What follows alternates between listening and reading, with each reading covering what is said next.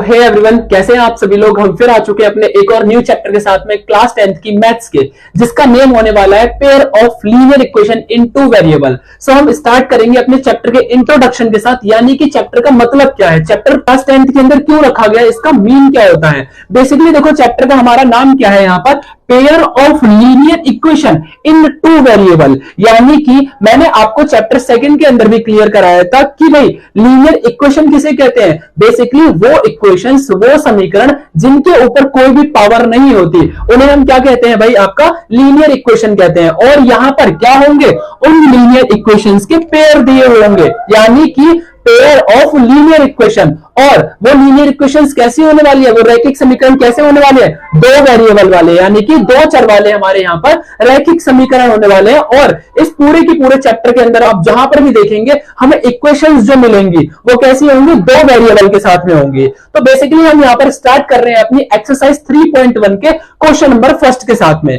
सो हमारा question number first क्या कहता है कि भाई simple 10 students of class 10, like आप मानते हैं आपकी क्लास के अंदर 10 बच्चे हैं, ठीक है, इन अ मैथमेटिक्स क्विज, और वो पार्टिसिपेट कर रहे हैं एक मैथमेटिक्स के क्विज के अंदर। अब भाई अगर बात करें स्टूडेंट्स की, तो इसका मतलब ये हुआ कि भाई एक क्लास के अंदर बॉयज भी हैं और गर्ल्स भी हैं। अब यहां पर हमें क्या नहीं पता कि इस, या फिर हम ये मानते हैं पार्टिसिपेट कर रहे हैं जो बॉयज और गर्ल्स दोनों कर रहे हैं, लेकिन हमें क्या यहां पर ये पता है कि बॉयज कितने और गर्ल्स कितनी है, नहीं पता। और मैथ्स के अंदर जो चीज हमें कभी नहीं पता होती, तो सिंपली हम उसे क्या मानते हैं, एक्स और वाई लेट कर लेते हैं। क्लियर हुआ।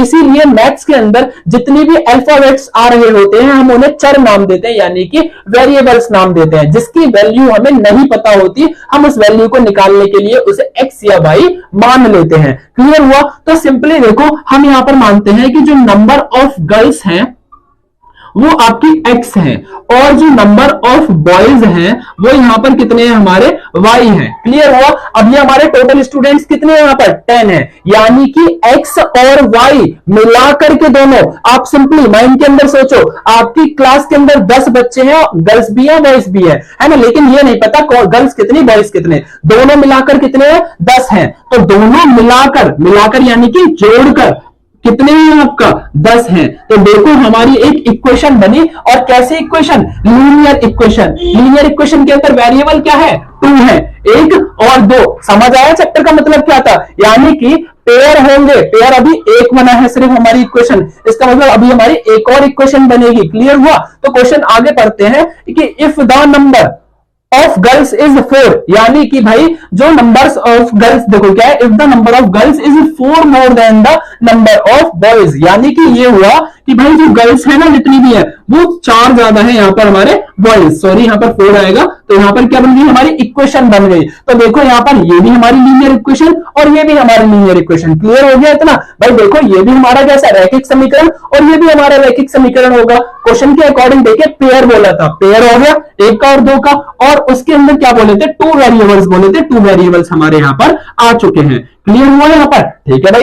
अब सिंपली बात आती है कि हमें यहाँ पर पता लगाना है कि x और y की वैल्यू कितनी है, कि कहा जाए कि गर्ल्स कितनी थे और बॉयज कितने थे। तो मैं आपको नॉर्मली डीपली यहाँ पर समझाने वाला हूं और आपको 100% समझ आने वाला है, ठीक है। बस बने रहिए वीडियो में लास्ट तक। तो सिंपल देखो यार कि आपको यहाँ पर जो x वेरिएबल है, जो x की वैल्यू है, वो आपको क्या पता है, y+4 पता है ना। इसका मतलब x जो है हमारा वो किसके बराबर लिखा हुआ है, y+4 के बराबर लिखा हुआ है, इक्वल में लिखा हुआ है, यानी कि जो x की वैल्यू है वो y+4 होगी। तो क्या मैं इस वाली इक्वेशन को मानता हूं फर्स्ट और इस वाली इक्वेशन को मानता हूं सेकंड, ठीक है। और इक्वेशन सेकंड मुझे क्या बताती है कि जो x की वैल्यू है वो y+4 है। क्लियर हुआ। तो इसका मतलब मैं इस इक्वेशन सेकंड को, यानी कि x की वैल्यू को इक्वेशन फर्स्ट के अंदर, यानी कि x की वैल्यू यहां पर पुट कर सकता हूं, बिल्कुल कर सकता हूं। क्यों, क्योंकि मुझे यहां पर x की वैल्यू पता है। समझ आ गया इतना। तो सिंपली देखो भाई, अगर मैं इसे यहां पर पुट करता हूं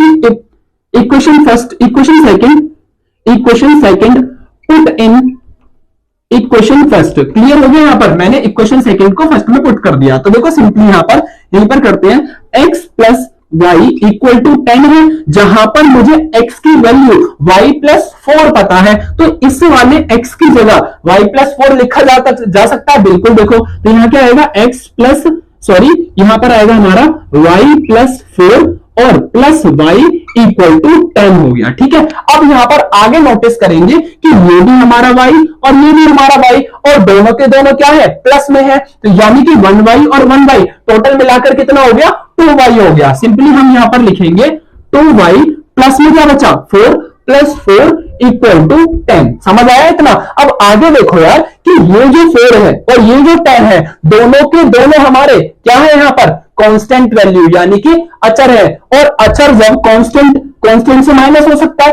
क्यों हो सकता है, इसे क्यों हटाएंगे, क्योंकि हमें यहाँ पर क्या फाइंड करना है, y की वैल्यू फाइंड करनी है। y की वैल्यू फाइंड करनी है तो इस 4 को यहां से क्या करेंगे, हम हटाएंगे। तो सिंपली देखो 2y इक्वल टू 10 यहां पर पहले से लिखा है, किसे हटा रहे हैं, इसे, और ये यहां पर 4 हमारा प्लस में है और प्लस वाली वैल्यू इक्वल टू के दूसरी साइड जाकर माइनस हो जाती है, तो यहां पर क्या आएगा, माइनस का 4 आएगा। ठीक है, तो 2y इक्वल टू कितना होगा 6। अब 2 मल्टीप्लाई में और मल्टीप्लाई वाला दूसरी साइड जाकर डिवाइड हो जाता है। ठीक है, तो y equal to 6 divide by 2 cut करेंगे, 2 3 6, तो y की वैल्यू कितनी आ गई 3। यानी कि जो बॉयज थे ना हमारे, y हमने किसे माना था, बॉयज को माना था, तो इसका मतलब ये हुआ उस कंपटीशन के अंदर, उस क्लास के अंदर जो बॉयज के नंबर ऑफ बॉयज थे वो कितने थे, 3 थे। अब जब हमें ये पता चल गया बॉयज कितने थे, तो 10 पता लगाना इजी है। कैसे, क्योंकि टोटल बच्चे कितने थे 10, और 10 में से 3 बच्चे अगर बॉयज है तो 7 जो गर्ल्स, 7 बची हुई क्या होंगी, हमारी गर्ल्स होंगी। बट हम इसे मैथमेटिकल कैसे प्रूव करेंगे, तो जैसे हमारी y की वैल्यू निकल के आई, तो आप किसी भी इक्वेशन के अंदर, इसके अंदर या फिर इसके अंदर पुट कर दीजिए। माना अकॉर्डिंग यहां पर क्या करेंगे, मैथ्स के अकॉर्डिंग इसे इक्वेशन 3 मानते हैं। अब इक्वेशन 3 को इक्वेशन 2 में पुट करो या फर्स्ट में करो, आंसर सेम ही आएगा। तो हम क्या करते हैं, यहां पर equation 3 put in equation first. ठीक है, तो मैं देखो इक्वेशन सॉरी मैं सेकंड में पुट करता हूं। ठीक है, तो इक्वेशन सेकंड क्या है हमारी, x equal to y plus 4। तो x इक्वल टू वाई की वैल्यू कितनी हमारी 3 प्लस 4, तो x इक्वल टू कितना आ गया आपका 7। क्लियर हो गया, उम्मीद करता हूं अच्छे से समझ आया होगा।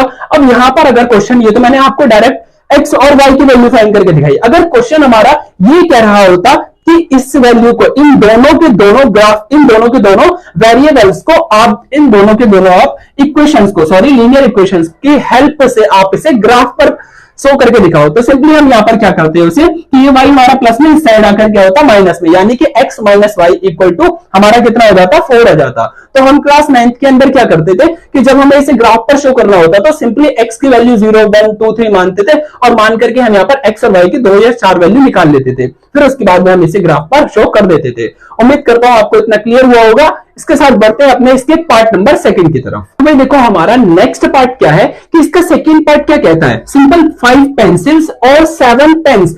आप है ना, सिंपली आप लेट करिए कि आप एक स्टेशनरी पर जाते हैं और 7 पेंसिल और 5 पेन खरीदते हैं, और दोनों की जो दोनों मिलाकर के कितने के आते हैं आपके 50 रुपीज के आते हैं। ध्यान देना, 7 पेंसिल और 5 पेन दोनों मिलाकर के 50 रुपए के आते हैं। और फिर से आप क्या करते हो कि अगर मान लो कोई और आपका फ्रेंड जाता है उसी स्टेशनरी पर और वो 7 पेंसिल और 5 पेन खरीदता है, और उसको उनकी जो कॉस्ट पड़ती है वो 46 रुपीज पड़ती है। तो ये पूछ रहा है find the cost of 1 pencil और डेट ऑफ 1 पेन। यानी कि ये हुआ कि क्वेश्चन हमारा क्या कह रहा है, यहां पर हमें पेन की और पेंसिल की करेक्ट कॉस्ट नहीं पता है। सिंपल, जैसे कि एग्जांपल के लिए मैं कहता हूं आपसे कि भाई सिंपली आप सोचो कि आपने एक पेन खरीदा, एक पेन की जो कॉस्ट थी वो 5 रुपए थी। समझना ध्यान से, मैंने कॉस्ट बता दी इस बार आपको, सिर्फ लेट करो। आप एक पेन की जो कॉस्ट है 5 रुपए थी, ठीक है, और आपने टोटल 10 पेन खरीदे, तो इसका मतलब वो कितने रुपए के हो गए, टोटल 50 रुपीज के हो गए। कैसे पता चला यहां पर कि 10 पेन थी, ये क्वांटिटी थी और ये उसका प्राइस था, तो हमने उन दोनों को मल्टीप्लाई कर दिया और हमें पता चल गया कि दोनों की जो हम इनका पैसा कितना देके आएंगे, यहाँ पर 10 पेन का, तो इसका मतलब हम उसे 50 रुपीज पे करके आएंगे। क्लियर हुआ इतना? लेकिन यहां पर हमारा क्वेश्चन क्या है कि भाई 7 पेन खरीद रहे हो और 5 पेंसिल खरीद रहे हो जिनकी कॉस्ट नहीं पता, और मैंने आपको बताया कि जब हमें कॉस्ट नहीं, कोई भी चीज नहीं पता होती मैथ्स के अंदर, तो हम उसे लेट करते हैं एक्स और वाई। क्लियर हुआ? तो इसका मतलब हम इस समय पर यह मान सकते हैं कि जो पेन की, पेंसिल की जो कॉस्ट है ना, वो आपकी कितनी है, एक्स है, यानी कि कॉस्ट ऑफ पेंसिल, हम यहां पर इसकी पेंसिल की कॉस्ट मानते हैं कितनी है, एक्स रुपीज है। क्लियर हुआ? और जो पेन की कॉस्ट है वो हमारी कितनी है यहाँ पर y है। क्लियर हुआ।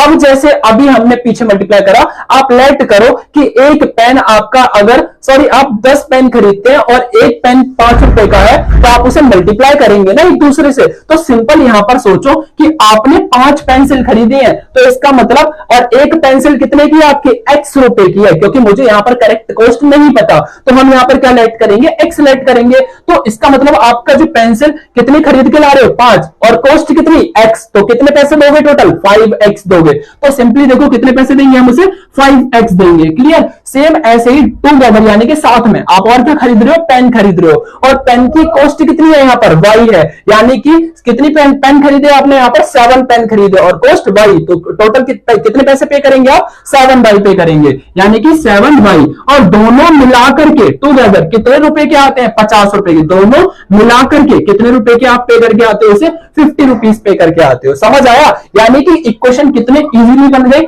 क्लियर हुआ। यानी कि सबसे ज्यादा मेन बच्चों को यहां पर क्या होता है, इन वर्ड प्रॉब्लम्स वाले क्वेश्चंस को ही बनाने में बहुत ज्यादा दिक्कत होती है, और मैं ये आपकी दिक्कत 100% खत्म कर दूंगा। देखो सिंपल कि हमारी पहली इक्वेशन बन चुकी है। चैप्टर का नाम क्या है, 2 वेरिएबल्स बनेंगे यहां पर, यानी कि भाई एक तो बन गया, अब एक और पेयर इसका बाकी रह रहा है। तो आगे क्वेश्चन क्या कह रहा है कि वेयरस वहीं पर दूसरी तरफ क्या होता है कि कोई एक दूसरा बच्चा आपका फ्रेंड 7 पेंसिल खरीदता है, और पेंसिल की कॉस्ट है हमने जो मानी है वो x रुपीज है, यानी कि वो कितना पे करेगा 7x, और कितने पेन खरीदता है 5 पेन खरीदता है, और पेन की कॉस्ट कितनी है y रुपीज। तो इसका मतलब वो एक साथ खरीदता है दोनों को, यानी कि 5y, और दोनों मिलाकर के वो कितने पैसे पे करके आता है 46 करके आता है। तो दूसरी इक्वेशन हमारी दूसरा समीकरण क्या बना, ये बन गया, और पहला ये वाला बन गया। क्लियर हो गया। यहां पर सिर्फ हमें यहां पर क्या बताया था आपको कि इनकी सिंपल हमें यहां पर क्या रखा था, आप इनके पेन की कॉस्ट बताओ। अब इनके यहां पर इक्वेशंस तो बन गई है, अब इक्वेशंस को सॉल्व कैसे किया जाएगा, अब सबसे मेन इस चैप्टर का यही पार्ट है जो स्टार्ट होता है, जिसे हम बेसिकली अपनी नेक्स्ट एक्सरसाइज में यानी कि 3.2 में सीखने वाले थे, बट मैं आपको यहीं पर इसे सिखाता हूं। हम हमारे इस चैप्टर के अंदर 2 मेथड सिखाए गए। बेसिकली पहला मेथड जो है हमारा सब्स्टिट्यूशन मेथड, और दूसरा मेथड है एलिमिनेशन मेथड, यानी कि एक प्रतिस्थापन विधि और दूसरी हमारी विलोपन विधि सिखाई गई है। तो मैं आपको यहां पर एलिमिनेशन मेथड समझाता हूं। बेसिकली हम पहले यहां पर क्या करेंगे, आपका एलिमिनेशन मेथड करेंगे। ठीक है, एलिमिनेशन मेथड यहां पर हम सॉल्व करेंगे। तो जिसे हम देखो सिंपली एलिमिनेशन मेथड के अंदर होता क्या है कि हमें 2 इक्वेशंस दिए हैं, 2 लीनियर इक्वेशन, एक ये रही और एक ये रही।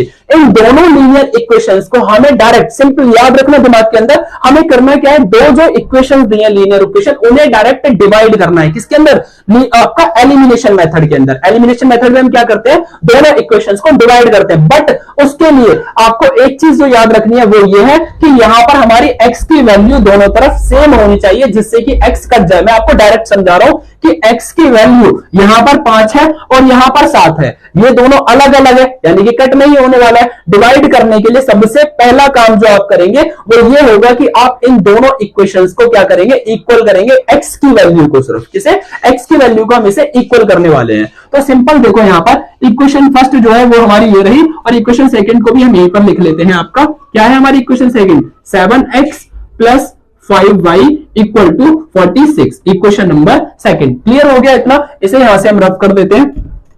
सिंपली देखो, अब इसे हमें यहां पर 5 को 7 के बराबर करना है, तो कैसे होगा, तो एक काम करते हैं, अगर मैं इस ऊपर 5 को इस नीचे वाले 7 से मल्टीप्लाई कर दूं इससे, तो ये क्या बन जाएगा हमारा 35 बन जाएगा, और इस 5 को इस 7 से मल्टीप्लाई कर दूं तो ये भी क्या बन जाएगा 35 बन जाएगा, यानी कि मेरी x की वैल्यू ऊपर और नीचे दोनों जगह पर सेम हो जाएगी। क्लियर हुआ यहां पर। तो मैं क्या करूंगा यहां पर इन दोनों इक्वेशंस को दोनों तरफ, अगर भाई आप सोचो इसे 7 से डिवाइड दे सिर्फ 5 से, है ना, तो भाई इसे सिर्फ इससे डिवाइड नहीं दिया जाएगा, बल्कि पूरी की पूरी इक्वेशन से डिवाइड दिया जाएगा। क्यों, क्योंकि एक प्रॉपर्टी जितने भी घर में बेटे होते हैं सबको बंटती है, तो भाई यहां पर प्रॉपर्टी सबको बांटो, इसे भी और इसे भी, तीनों को बंटनी चाहिए। तो सिंपली देखो 7 को इससे मल्टीप्लाई करेंगे तो कितना होगा हमारा 35x होगा, 7 को 7 से मल्टीप्लाई करेंगे तो कितना होगा 49y होगा, 7 को 5 से यानी कि 50 से मल्टीप्लाई करेंगे तो कितना होगा हमारा 350 होगा। क्लियर हुआ यहाँ पर। सेम वैसे ही 5 को इस इक्वेशन से मल्टीप्लाई करना था तो पूरे से करेंगे,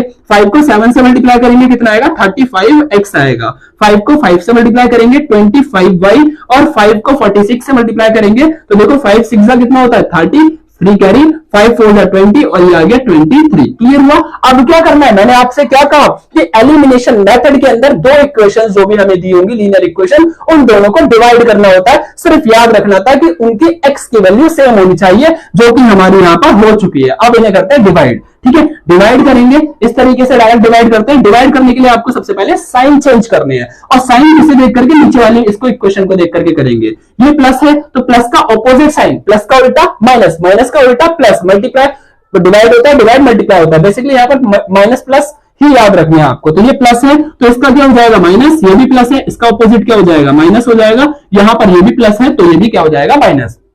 अब जब हम साइन चेंज कर देते हैं तो हमेशा याद रखना, जब साइन चेंज हो जाते हैं तो इन वाले साइंस के बीच वाले की जो होते हैं इनकी वैल्यू नहीं रहती है, फर्स्ट और लास्ट की वैल्यू रहेगी। यानी कि ये क्या है हमारा प्लस, और प्लस माइनस क्या होता है हमारा माइनस होता है। तो 35x में से 35x हमारा कट हो गया, 0 बचेगा। समझ आया इतना? आगे देखो ये भी प्लस और ये हमारा क्या है माइनस, प्लस माइनस क्या होता है माइनस होता है। सिर्फ साइन किसका लगता है, बड़े वाले का लगता है। तो सिंपली 49 में से इसको माइनस करते हैं तो 9 में से 5 माइनस करेंगे 4 और यहाँ के बचेगा 24/, साइन बढ़ेगा, 49 बढ़ा, इसके आगे प्लस का साइन, यानी कि हमारा प्लस की रहेगी वैल्यू। ठीक है, आगे देखो ये प्लस माइनस माइनस, साइन किसका लगेगा बड़े का, बड़ा क्या है 350, इसके आगे प्लस का साइन है तो प्लस का आएगा आंसर। 0 में से 0 माइनस करेंगे 0 ही आएगा, 5 में से 3 तो 2 बचेगा, 3 में से 2 माइनस करेंगे 1। ये हमारा यहाँ पर आ गया 24y इक्वल टू 120। हमें यहाँ y की वैल्यू निकालनी है, 24 मल्टीप्लाई से डिवाइड में जाएगा तो y equal to 120 divide by 24। ठीक है, 12 2 जा 24, 12 1 जा 1 और 12 1 जा 12 और 2 1 जा 2 और 2 5 जा 10। यानी कि हमारी जो y की वैल्यू है वो कितनी आ गई, 5 आ गई। इसका मतलब जो हमारे पास क्या पता चला, जो पेन की कॉस्ट थी ना वो 5 रुपए थी। यानी कि ये जो y है अपने आप में क्या है, रुपीज है। क्लियर हुआ? तो हमारी जो पेन की कॉस्ट है, y किसे माना पेन को, तो पेन की जो कॉस्ट है रुपए है वो 5 रुपए है। क्लियर हुआ? जब हमें पेन की कॉस्ट पता चल गई यानी कि y की वैल्यू पता चल गई, तो इसे दूसरी इक्वेशन किसी में भी पुट करके हम x की वैल्यू यानी कि हम पेंसिल की कॉस्ट भी पता लगा लेंगे। क्लियर हो रहा है आपको? तो सिंपली जब y की वैल्यू पता चली तो आप किसी भी इक्वेशन के अंदर यहां पर इसे पुट कर दीजिए। ठीक है, जैसे कि मैं इसे फर्स्ट इक्वेशन के अंदर पुट करता हूं, 5x plus 7y equal to 50 था, जहां पर y की वैल्यू, इस y की वैल्यू 5 है, यहां पर 5 पुट कर देंगे, 5x प्लस 7 5 इक्वल टू 50। ठीक है, 7 5 से कितना होगा हमारा 35,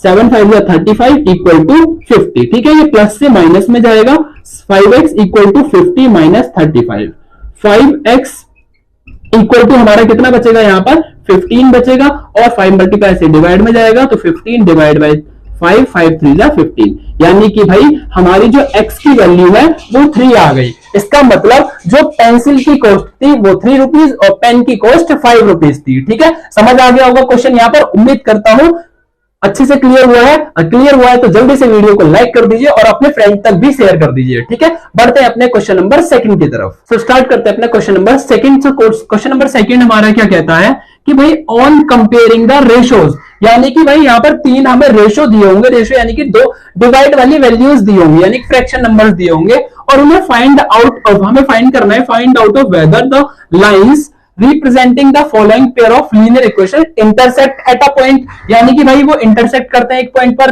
या फिर नहीं, या फिर वो पैरेलल है या नहीं है, या फिर कोइंसिडेंट है या फिर नहीं है। सो इसके लिए हमें एनसीईआरटी के अंदर एक टेबल दी हुई थी और मैं आपको वो टेबल यहाँ पर अभी लर्न करवाने वाला हूं। तो सिंपली देखो, याद रखना कि अगर हमारा a1 डिवाइड बाई a2 बराबर b1 डिवाइड बाई b2 के बराबर नहीं है तो इसे हम यहाँ पर क्या बोलते हैं, इंटरसेक्टिंग लाइन बोलते हैं। क्या बोलते हैं हम यहाँ पर, इन्हें इंटरसेक्टिंग लाइन बोलते हैं। क्लियर हुआ इसे? ठीक है। और दूसरा, अगर हमारा a1 divide by a2 equal to b1 b2 c1 c2 तीनों एक दूसरे के हमारे अगर बराबर होते हैं तो हम इन्हें यहाँ पर क्या कहते हैं, आपका कोइंसिडेंट कहते हैं। यहाँ पर इसे क्या कहते हैं, इसे हम यहाँ पर कोइंसिडेंट कहा जाता है। क्लियर? और अगर तीसरा रूल इसका कहता है a1 divide by a2 equal to b1 b2 और c1 c2 इसके बराबर नहीं है, ये दोनों तो बराबर है बट तीसरी लाइन बराबर नहीं है, तो इसे क्या कहा जाता है, पैरेलल कहा जाता है। इसे क्या कहा जाता है, पैरेलल लाइंस कहा जाता है।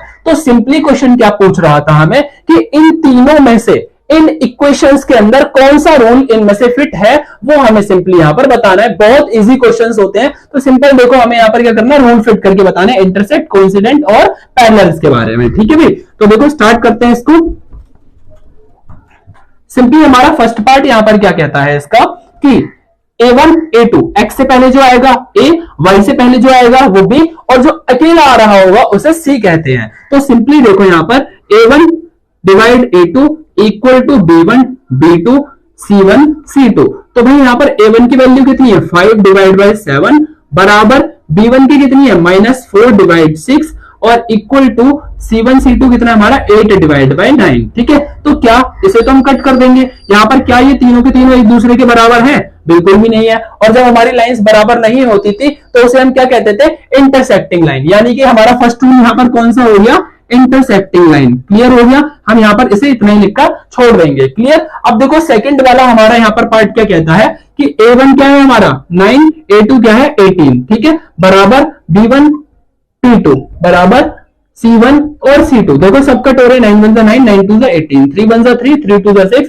12 1 12 12 2 4, यानी 12 2 24 sorry, 1/2 equal to 1/2 equal to 1/2। यानी कि हमारी जब तीनों लाइन बराबर होती थी तो उसे क्या कहते थे हम, कोइंसिडेंट कहते थे। यानी कि यहाँ पर सेकंड रूल फिट हो गया। क्लियर, यानी कि इसे हम क्या कहेंगे, यहाँ पर कोइंसिडेंट लाइंस कहेंगे। ठीक है, अब सिंपली तीसरा वाला क्या कहता है कि A1 divide by A2 equal to -3 B1 divide by y से पहले कुछ नहीं आ रहा, और जब किसी वैल्यू से पहले कुछ नहीं होता तो उसे हमेशा 1 से मल्टीप्लाई किया जाता है, क्योंकि y 1 सा y होगा। तो सिंपली यहां पर क्या लिख सकते हैं, माइनस का 1 क्योंकि माइनस आ रहा है, इक्वल टू 10 डिवाइड बाय 9। ठीक है, अब देखो 2 1 2 2 3 6 कट गया, और कुछ यहां पर नहीं कट रहा। 3 divide by 1 equal to minus से माइनस कट गया हमारा, 3 divide by 1 equal to 10 divide by 9। तो ये दोनों तो बराबर है, लेकिन ये बराबर इसके इक्वल नहीं है। इसका मतलब दो लाइन इक्वल है और तीसरी नहीं है, तो उसे क्या कहते थे, हम पैरेलल लाइंस कहते थे।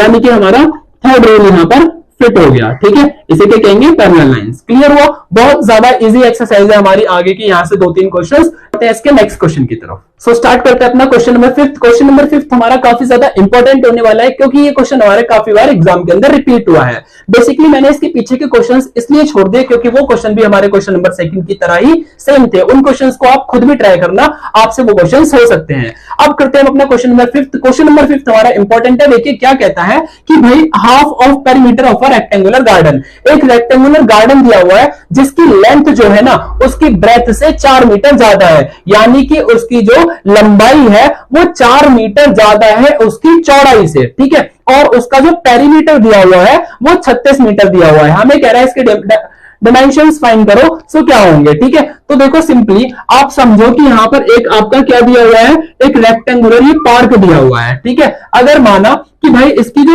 ये ब्रेथ है ना हमें नहीं पता, मैंने आपसे कहा कि जो चीज मैथ्स के अंदर हमें नहीं पता होता हम उसे मैथ्स में क्या लेट करते हैं, एक्स और वाई लेट करते हैं। जैसे कि मुझे यहां पर लेंथ और ब्रेथ करेक्ट वैल्यू उसकी नहीं पता, तो मैं लेट कर लूंगा कि जो मेरी ब्रेथ है वो एक्स है और जो मेरी लेंथ है वो वाई है। ठीक है, जिसकी हेल्प से अब देखो आगे क्या करेंगे, माना कि भाई जो लेट करते हैं, जो इसकी ब्रेथ है, इसकी जो ब्रेथ है वो आपकी कितनी है, एक्स है, और जो इसकी लेंथ दी हुई है वो हमारी कितनी दी हुई है, वाई दी हुई है। क्वेश्चन कह रहा है कि length is 4 metre more than, किससे, ब्रेथ से, यानी कि लेंथ 4 मीटर ज्यादा है इससे। तो क्या होगा, x equal to y plus 4 हो जाएगा। क्लियर हुआ यहां पर। और क्या कह रहा था कि इसका जो पेरीमीटर है ना वो 36 मीटर है। इस पूरे का जो पेरीमीटर है वो कितना होगा, इसका 36 मीटर होगा। और पेरीमीटर किसे कहते हैं कि किसी भी एक और इमेज का, ये जैसे कि रेक्टेंगल है, रेक्टेंगल की जो बाउंड्री होगी वही उसका पेरीमीटर कहलाएगी, चारों का जो सम होता है।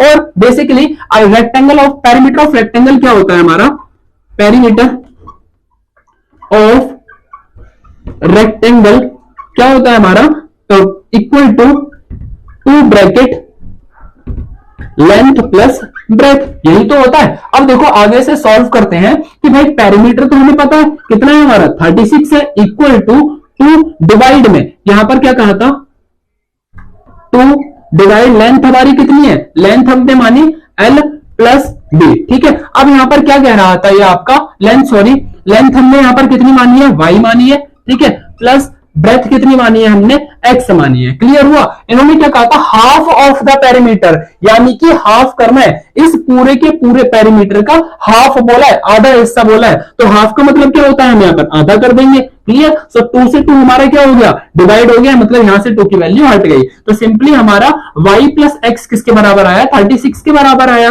तो सिंपल देखो इक्वेशन हमारी क्या बन जाएगी, मैं सही से लिखूं इसे, तो x plus y equal to 36। ठीक है, जिसमें मुझे x की वैल्यू कितनी पता है, y प्लस 4 पता है। जब मुझे x की वैल्यू पता है तो मैं इस वाले x की जगह पर इसे पुट कर सकता हूं, जैसे मैंने क्वेश्चन नंबर सेकंड फर्स्ट में आपको समझाया था। ठीक है, तो यहां पर x की जगह पर हम यहां पर क्या लिख सकते हैं, y प्लस 4 लिख सकते हैं। इस x की जगह y plus 4 plus y equal to 36। ठीक है, y प्लस वाई हमारा कितना हो जाएगा, 2y हो जाएगा। तो y 2y plus 4 equal to 36। ठीक है, ये प्लस हमारा दूसरी साइड जाके क्या होगा, minus. So 2y equal to 36 minus 4, 2y equal to 32 है ना। अभी मल्टीप्लाई से डिवाइड में जाएगा तो 32 डिवाइड बाई 2, डिवाइड करेंगे हमारा बचेगा 16, यानी कि y की वैल्यू हमारी कितनी आ गई, 16। कहने का मतलब क्या हुआ कि y की वैल्यू हमें पता चल गई। अब जब y की वैल्यू पता चल गई हमें तो हम दूसरे में पुट करके x की वैल्यू भी निकाल सकते हैं, यानी कि देखो y की वैल्यू हमारी कितनी है, 16 है, तो भाई यहां पर पुट करते हैं x निकालने के लिए। ठीक है, सिंपली अगर इसे x के अंदर हम पुट करते हैं यहां पर,